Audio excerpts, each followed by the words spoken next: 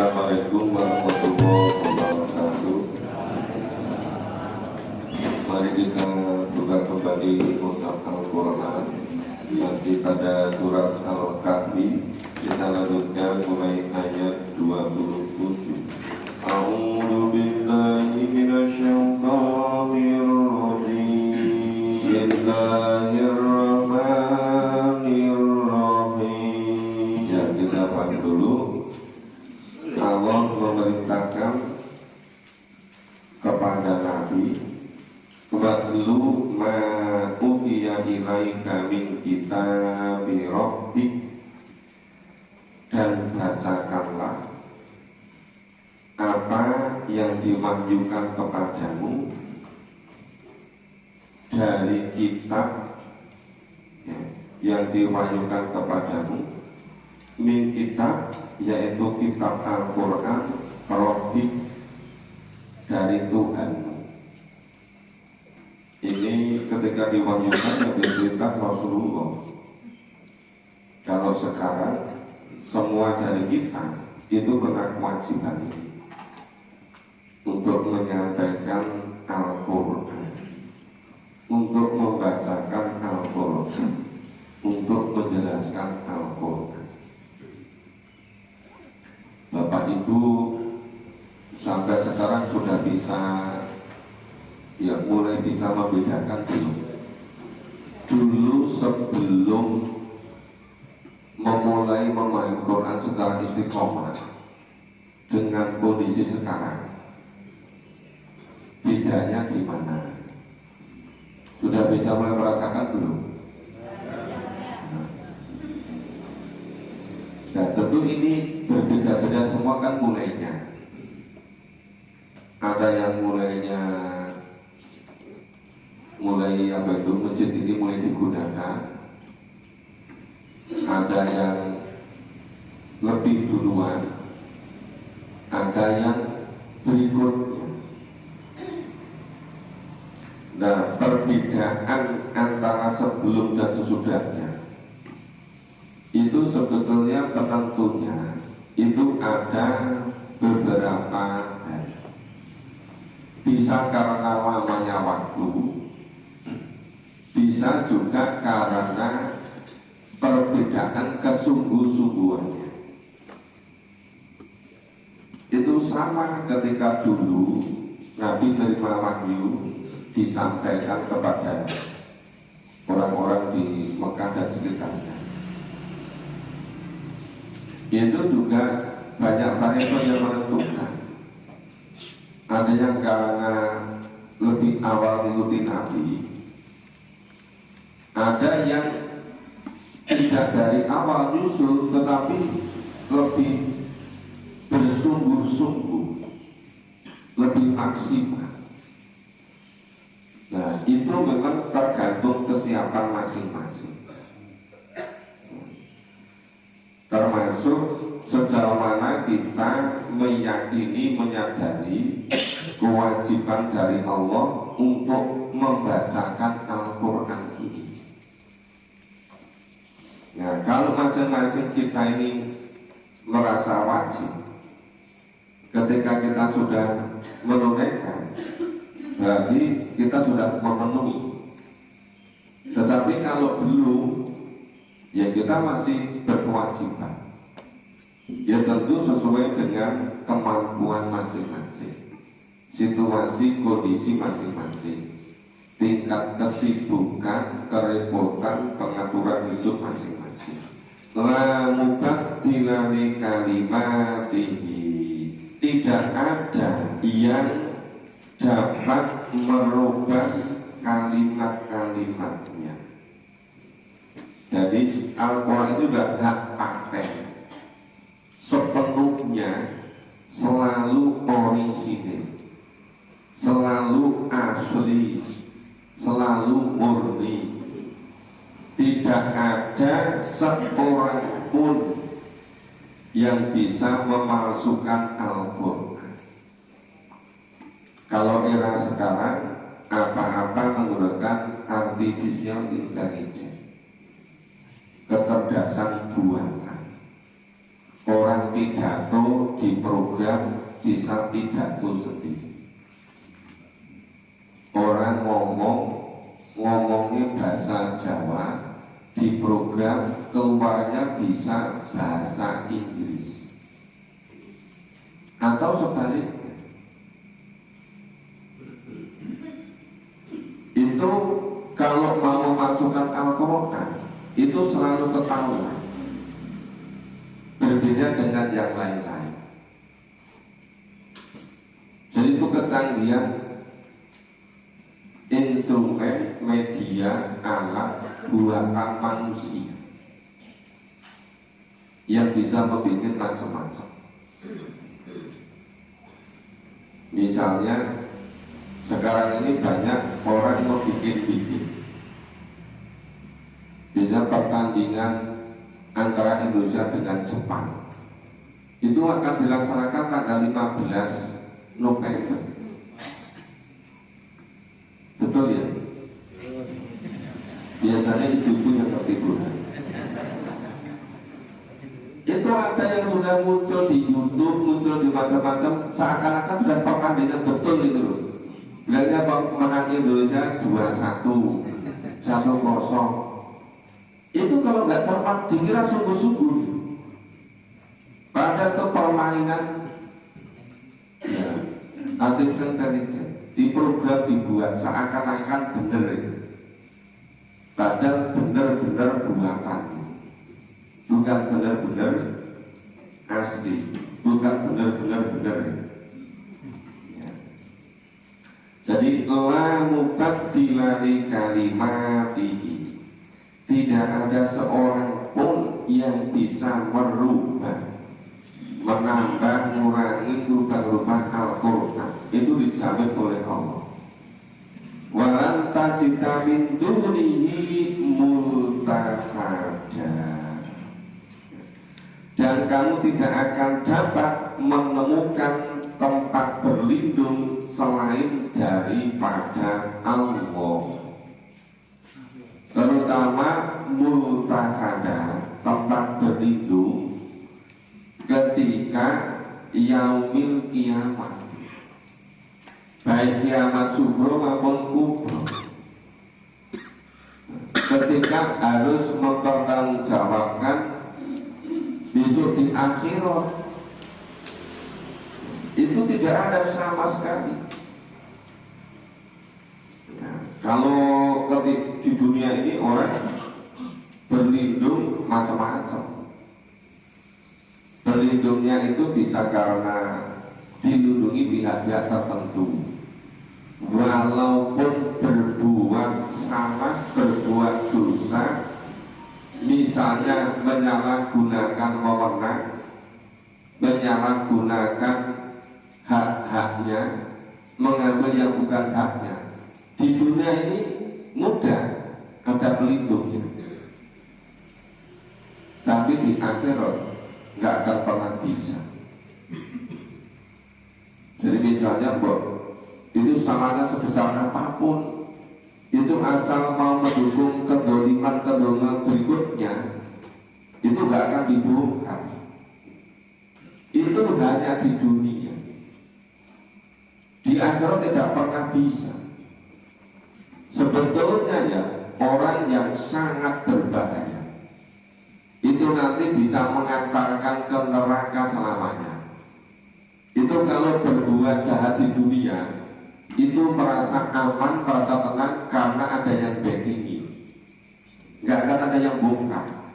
Itu terus mengembangkan dosa terusnya.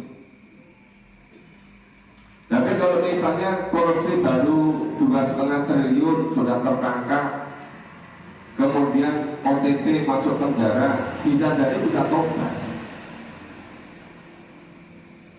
Tapi karena korupsi sekian triliun di backingi, dilindungi, jadi korupsinya puluhan triliun, lama-lama ratusan triliun, merasa aman. Itu sebetulnya hanya memperdalam siksa neraka, hanya memperdalam siksa neraka. Tapi sama nggak sadar.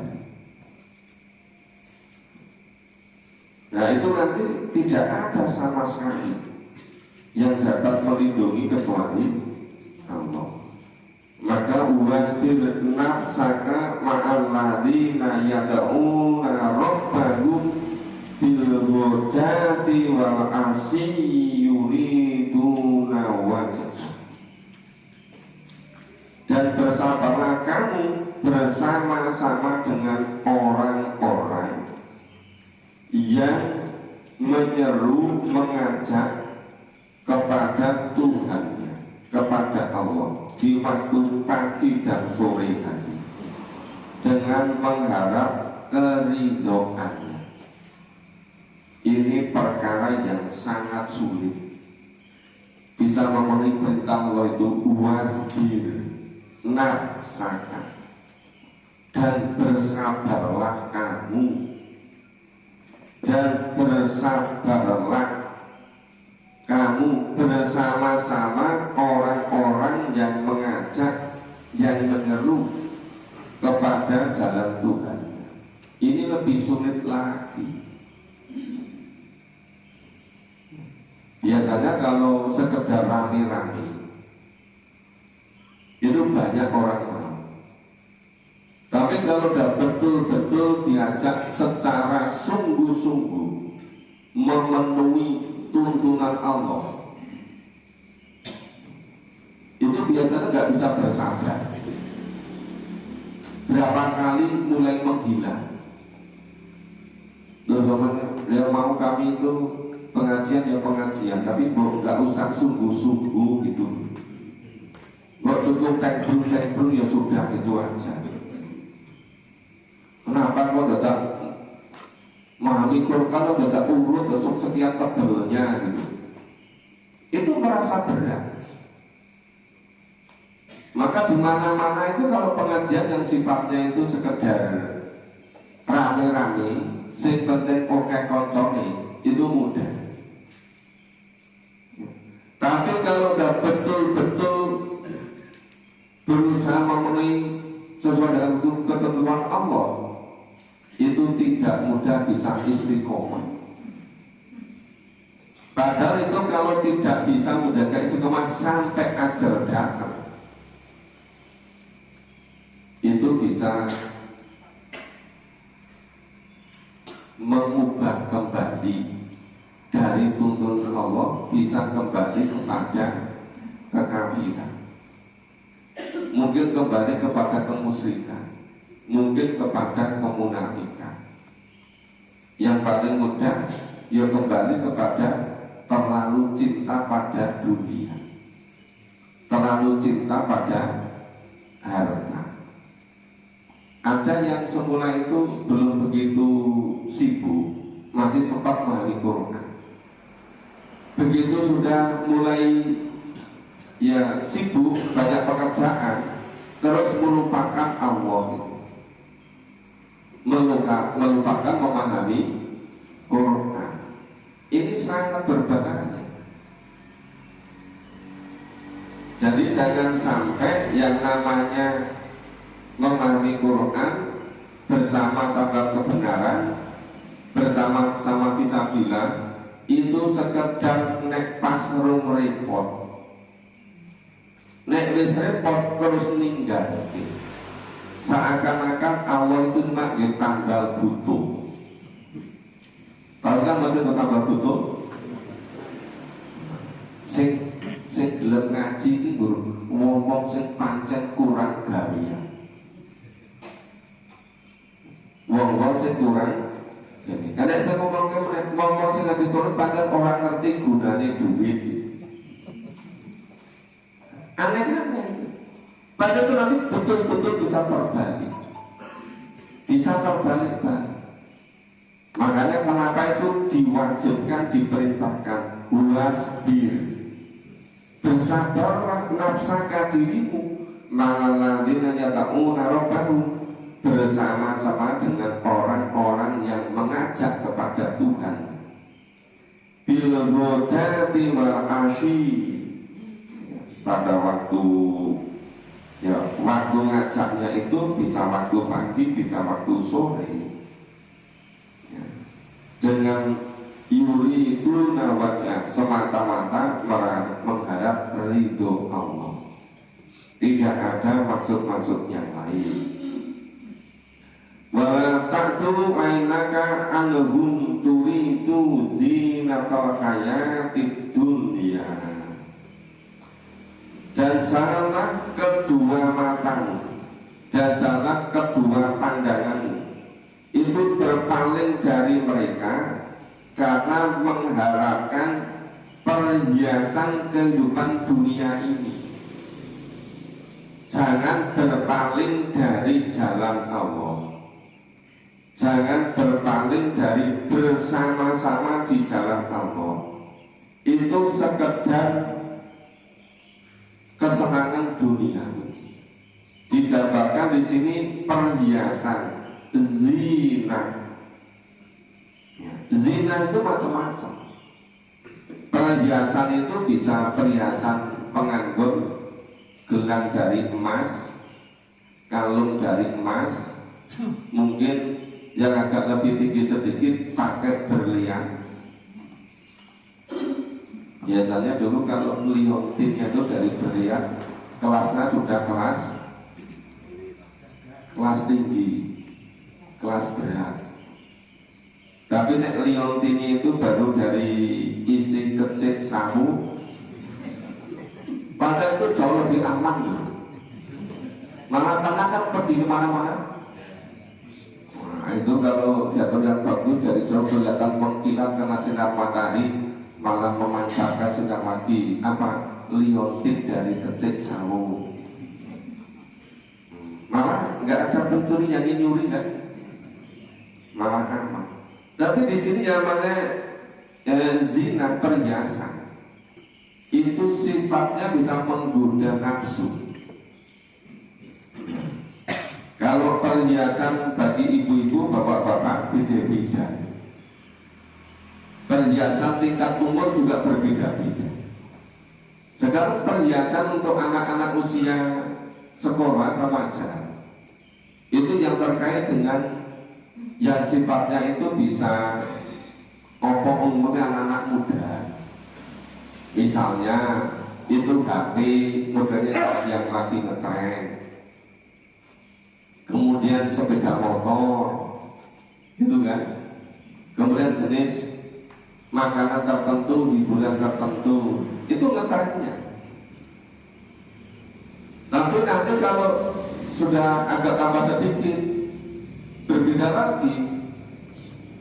Ya, mungkin jenis pekerjaan, jenis hobi, jenis tertentu. Kalau sudah mulai makan, zina perhiasannya, ya mungkin tadi perhiasan, mungkin juga tempat tinggal, rumah, mungkin juga kendaraan. Jadi macam-macam. Repotnya kalau bapak-bapak perhiasannya itu malah ibu-ibu. Dia jadi zina dari perhiasan. Nah itu zina hayatid dunya, hanya mengharapkan perhiasan kehidupan dunia. Wala tutik man anfalna qalbahu ngan dzikrina. Nah ini dilarang, diwanti-wanti. Janganlah kamu mengikuti orang yang hatinya itu telah dilalaikan, aghfalna qalbahu, sudah tertutup, dilalaikan, dipalingkan hatinya dari kebenaran, dari jalan Allah. Terus kan dikerina, ya, itu sudah lupa dari mengingat Allah. Itu kalau semakin sering memahami Quran, itu semakin sering mengingat Allah. Ini berbeda loh, misalnya yang sehari sempat memahami Quran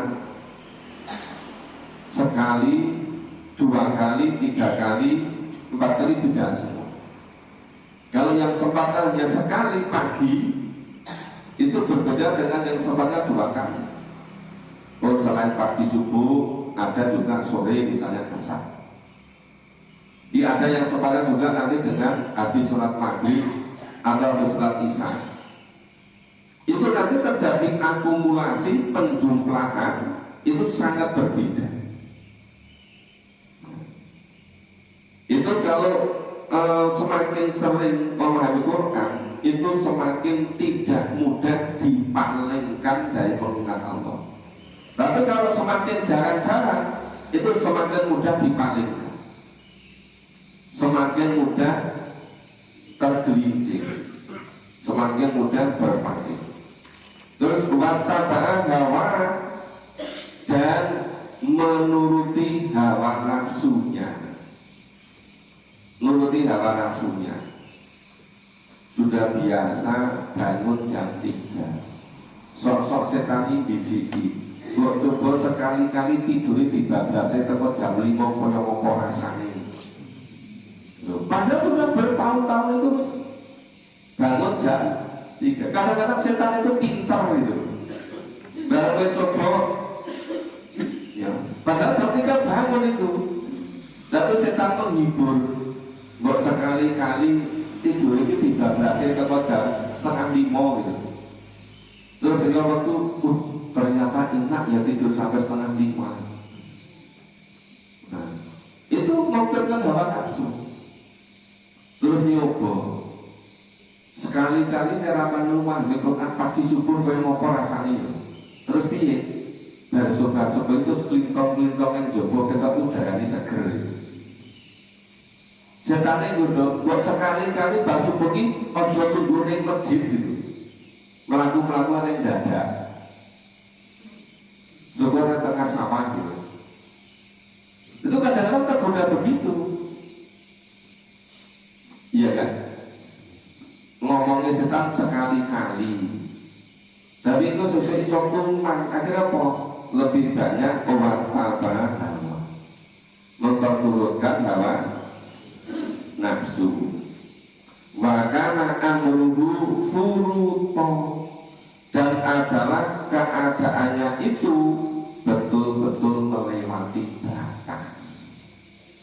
Yang kadang melewati batas apa? Memperturutkan hawa nafsu, tergelincirkan, terlupakan hatinya dari mengingat Allah.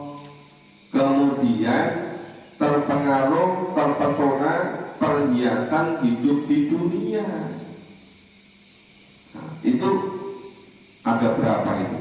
Kedudukan pertama itu bisa jadi tidak bersabar bersama orang-orang yang nyeru Allah untuk mencari ridho Allah semata. Yang kedua, ya itu sekedar pada perhiasan dunia. Yang ketiga, hatinya dipalingkan dari mengingat Allah. Yang keempat, memperturutkan hawa nafsu. Nah, keempat unsur ini wa kana amruhu furuto, dan adalah keadaannya betul-betul melewati batas. Seharusnya oleh Allah diwajibkan bersabar bersama-sama orang yang ngajak mendekat diri pada Allah. Ya, seharusnya tidak terpengaruh oleh perhiasan dunia. Seharusnya tidak dilalaikan hatinya dari mengingat Allah. Seharusnya tidak memperturutkan hawa nafsu. 4 hal ini. Kalau tadi malam Mas Arif Baktiar jelaskan, ada 3 biangnya pembuat dosa, ya kan? Sekarang di sini satu aja ada 4 ini. Ada Mas Arif Baktiar itu asalnya ibunya itu tetangga desa sama tempat tinggal waktu saya lahir kecil. Terus ibu ibunya pindah ke Sragen jadi pegawai Kementerian Agama. Ya Mas Bahtiar ikut ke Sragen, terus sekolah di Al Islam Solo, terus kuliah ke UGM Ekonomi, terus kuliah ke luar negeri, terus sampai sekarang dosen Fakultas Ekonomi UII, sekarang jadi ketua Badan Wakaf yang ngurusi perusahaan-perusahaan UI, bidang usahanya ibadah. Tapi pemahaman Qurannya bagus kan? Ya ternyata bisa. Ya kita tentu juga bisa kalau mau istiqomah. Makanya ini pesan dari Allah 4 hal ini harus betul-betul dipegang. Kemudian wa qulil haqqu min rabbikum, wahai Nabi katakan, ya, kebenaran itu datangnya dari Tuhanmu. Al-haqqu min rabbikum, kebenaran itu datangnya dari Tuhanmu. Caranya gimana? Allah mengutus Rasul, Allah mengutus Nabi, kemudian Nabi Rasul membawa wahyu. Nah, wahyu itu kemudian dikodifikasi menjadi Al-Quran ini. Jadi yang namanya Al-Haqqu min rabbikum ya Al-Quran ini. Al-Quran ini asalnya dari Allah, dari Tuhan. Faman sya'a falyu'min wa man sya'a falyakfur. Barang siapa yang mengimani kebenaran Al-Quran, silahkan beriman. Barang siapa yang mengkufuri kebenaran Al-Quran, silahkan kufur.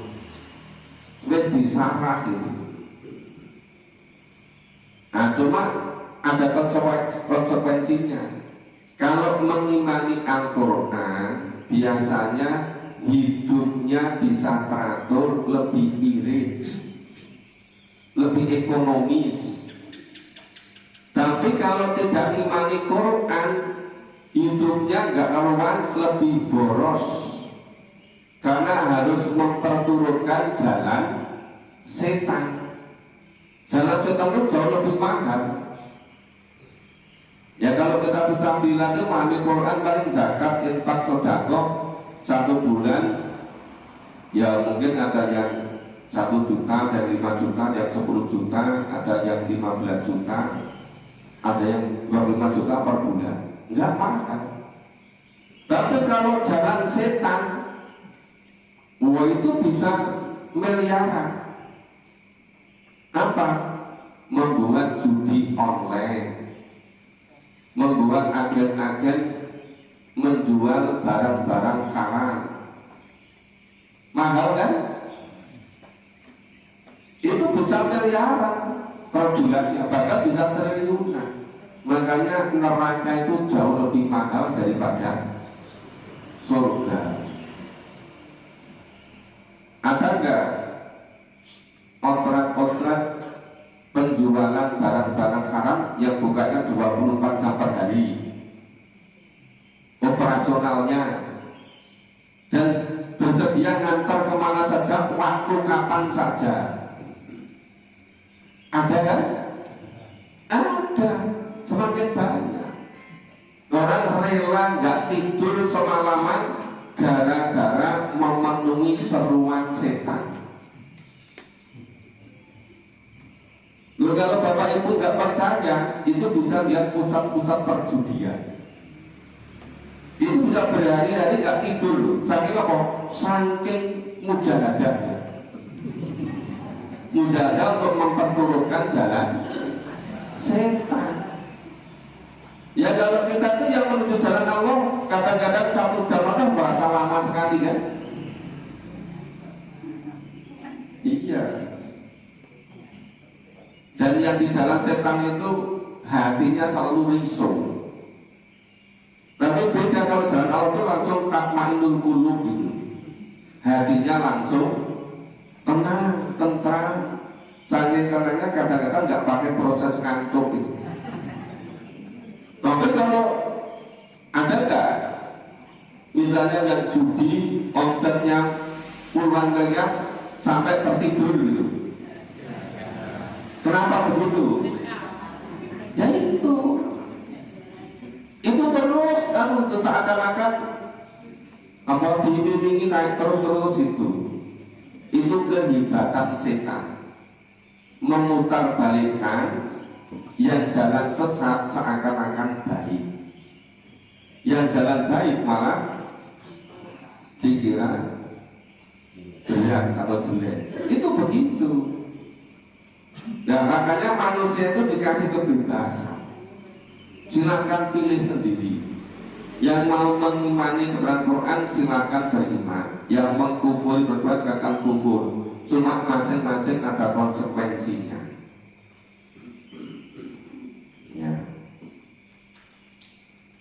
Terus inna a'tadna lidzalimina naro, sesungguhnya orang-orang yang zalim disediakan neraka. Yang zalim itu siapa? Yang zalim itu tadi orang-orang yang mengkufuri kebenaran Al-Quran. Ya sedikit sekarang, kecuali kalau di negara-negara sekuler itu terus terang, misalnya menolak Quran, menghina, membakar Quran, injak-injak Quran, itu ada. Tapi kalau kondisi orang Indonesia mungkin nggak sampai di situ. Ya. Caranya itu misalnya apa? Meragukan. Musuh iya sih kalau pakai Quran hidupnya akan jadi lebih baik gitu. Nah, itu termasuk dolim, termasuk orang-orang yang dolim. Jadi dolim itu tingkatannya bermacam-macam sesuai dengan kondisi orang yang berbeda-beda. Jadi termasuk dolim ketika tidak meyakini kebenaran Quran, tidak bisa memahami dan mengamalkan isinya, hanya untuk pura-pura, ya pura-pura menerima kebenaran Quran.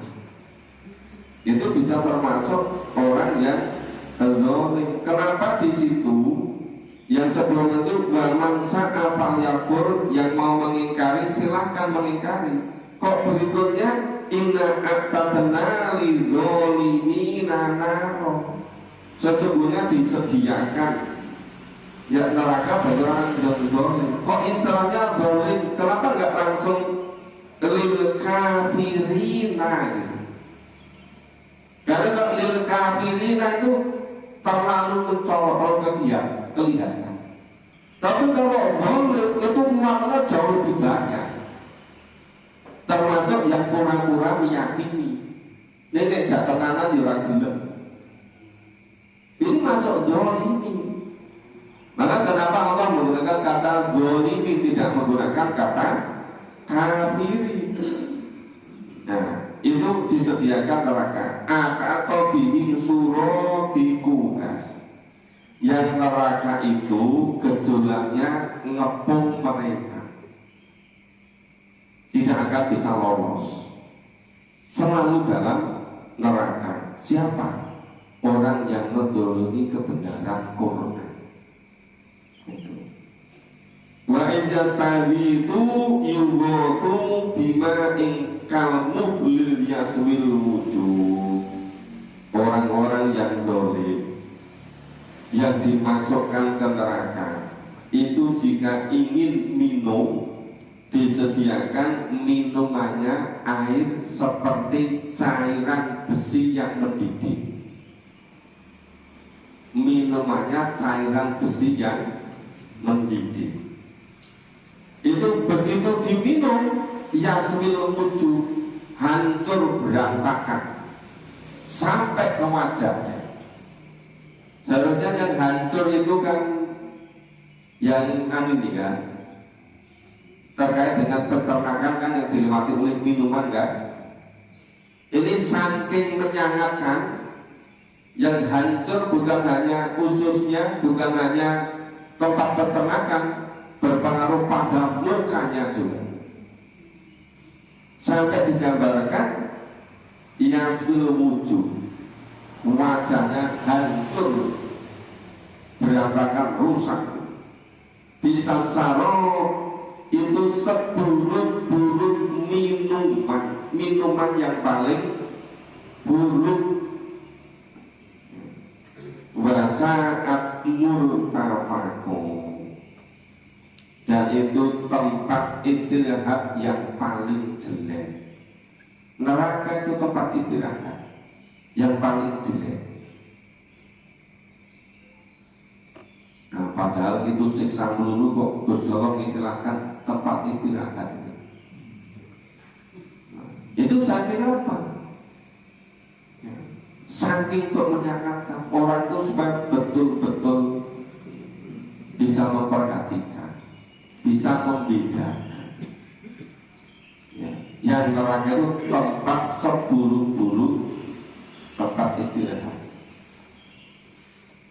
Nah, itu gambaran secara singkat orang-orang yang mendolimi kebenaran Al-Quran seperti itu. Terus saya takut. Terus itu orang-orang yang hidupnya tidak mau memahami untuk Quran itu bagaimana? Ya kalau mau diajak memahami Quran biar selamat, biar tidak termasuk dolim.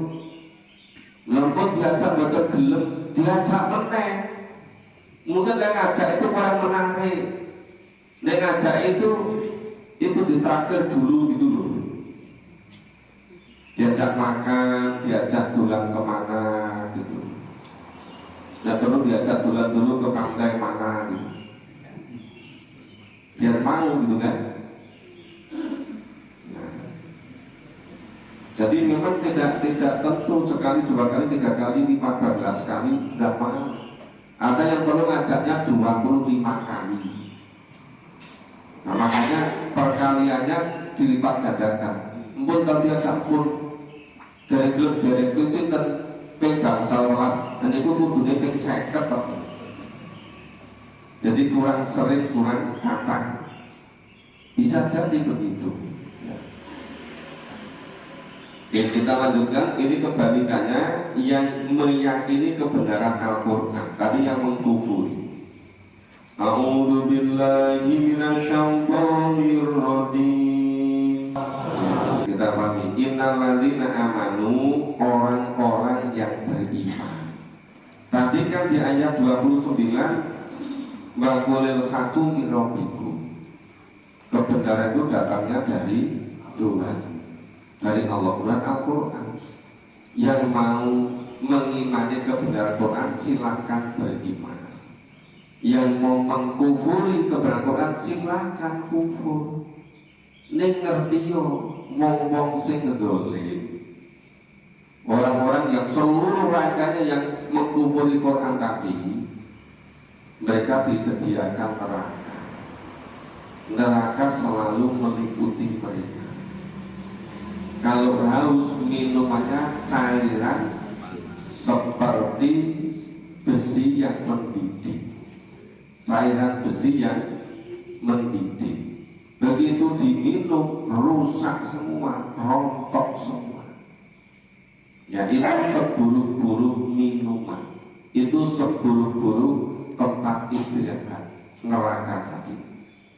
Nah sebaliknya orang-orang yang mengimani kebenaran Al-Quran, kemudian terus memahami isinya, terus beramal soleh, inna la nudhi'u ajra man ahsana amala. Ya, tentulah Allah tidak akan menyia-nyiakan pahala orang-orang yang beramal soleh. Ya. Orang-orang yang melakukan amal baik. Apa itu? Ulaika lahum jannah. Mereka dimasukkan ke surga. Surga apa? Jannatu adn. Surga adn. Nah, surga Aden itu digambarkan tajri min tahtihimul anhar, mengalir di bawahnya sungai-sungai. Yukhallawna fiha min asawiro min dhahab. Di dalam surga Aden itu mereka dihiasi dengan gelang emas dan mereka memakai pakaian hijau dari sutra yang halus dan dari sutra yang tebal. Wa yalbasuna thiyaban khudra min sundusi wa istabraq muttaqiina fiha 'alal araqi. Jadi pakaiannya dari sutra, ada yang warnanya hijau, yang halus, yang tebal. Nah, mereka juga duduk-duduk sambil bersandar di atas dipan-dipan yang indah. Ya, itu muttaqiina, bertelekan, duduk-duduk santai. Ya, tapi minumannya nikmat sekali, bukan dari cairan besi yang mendidih, tapi minuman yang nikmatnya luar biasa. Nikmat tawabu wa hasunat murtafaqo. Itulah pahala yang sebaik-baiknya dan tempat istirahat yang indah. Nah, sekarang tinggal milih sepenuhnya, pilih yang mana. Ya, mau mengimani kebenaran Quran atau mengkufuri. Kalau mengkufuri, tempatnya neraka. Kalau mengimani, tempatnya surga. Makanya ibu-ibu kalau di dunia ini belum sempat, belum mampu memberi perhiasan, tenang saja. Hanya ditunda sebentar. Jadi dunia hanya berapa jamnya di akhirat kan? Sebentar kan? Nah, begitu nanti di akhirat, nah, disediakan perhiasan, gelangnya dari emas, pakaiannya serba dari sutra, warnanya pilih, ada yang kehijauan, ada sutranya tebal, ada yang halus, ada yang tipis. Ya, semua kesenangan tersedia di situ. Tapi itu tadi syaratnya meyakini kebenaran Al-Quran. Ya namanya meyakini ya tentu memahami isinya dan berusaha mengamalkannya. Ini sampai ayat 31. Insya Allah besok kita lanjutkan ayat 32. Ini hari Senin, nanti malam jadwalnya di Masjid Al-Mubarak. Semoga bisa istiqomah, selalu bisa bersama-sama. Semoga Allah memudahkan untuk kita semua bisa bersabar bersama-sama di jalan. Mohon maaf kalau ada kurang dan salahnya. Kita akhiri dengan doa hamdalah dan doa kafaratullah.